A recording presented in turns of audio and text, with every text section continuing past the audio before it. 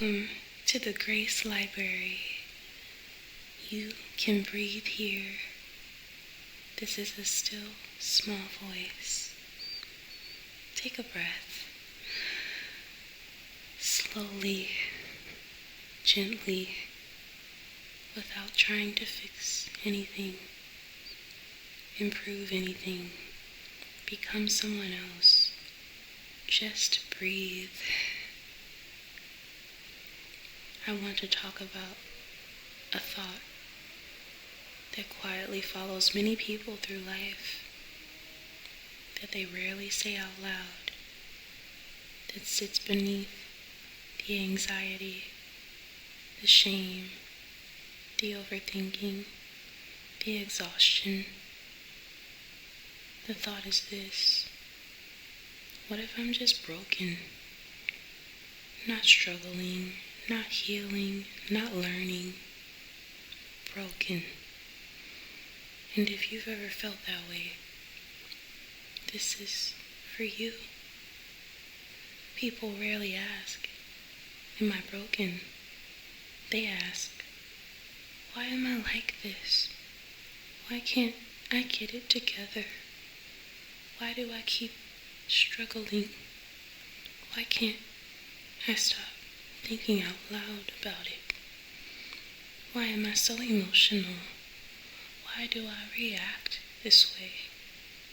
But underneath those questions is a deeper fear. The fear that maybe something is fundamentally wrong with them, not their behavior, not their coping, them. And that fear creates enormous suffering. Because when you believe you're broken, every struggle becomes evidence. Every mistake becomes proof. Every difficult season is confirmation. So imagine a flower planted in bad soil, no sunlight, no water, harsh weather. And year after year, it struggles to grow. Now imagine that flower looking at itself and saying, I must be broken. But what if the problem was never the flower? What if the problem was the environment? What happened around it? What if the problem was what it lacked?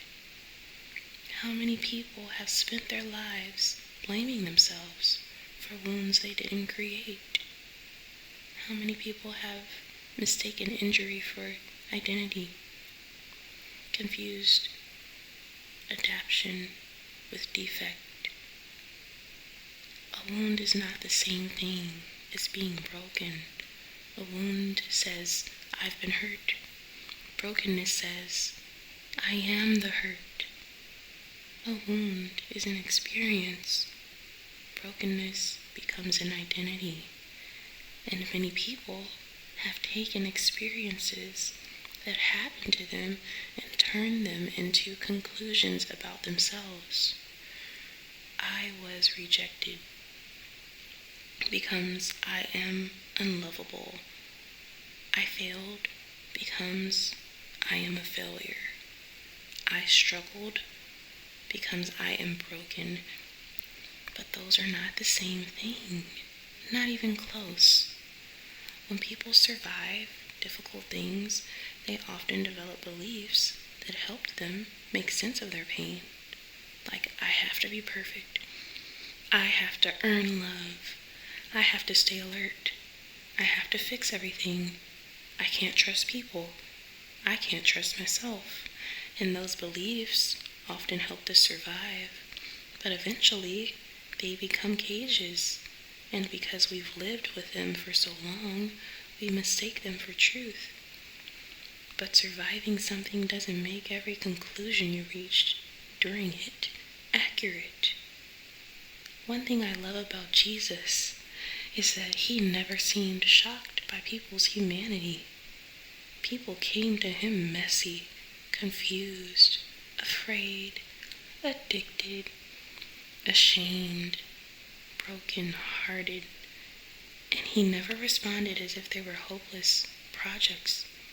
He saw people beneath their pain, beneath their mistakes, beneath their coping mechanisms, beneath their wounds.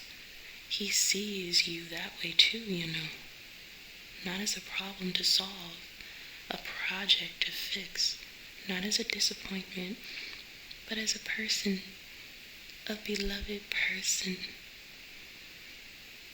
And one of the saddest things people do is reject themselves before anyone else gets the chance. They disqualify themselves, criticize themselves, condemn themselves. They assume they're the exception to grace, exception to compassion, to healing, to love. But what if that's the lie? What if you spent years fighting for yourself when you needed kindness? Diagnosing yourself as broken when you've actually been wounded? What if you're not broken? What if you're healing? What if the discomfort you're feeling isn't proof something is wrong? What if it's proof something is changing? What if your questions aren't signs of failure? What if they're signs of growth? What if your awareness isn't evidence you're broken? What if it's evidence you're waking up? Have you ever looked at a tree in the winter? There's no leaves, no blossoms, no visible growth. To an untrained eye, it looks dead, finished. But beneath the surface, life remains. The roots are still alive. Growth is still happening. Preparation is still happening. The tree isn't broken. It's simply in a season.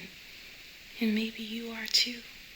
Maybe what you're calling brokenness is actually a season that won't last forever.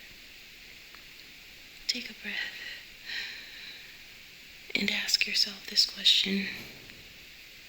What if I'm not broken?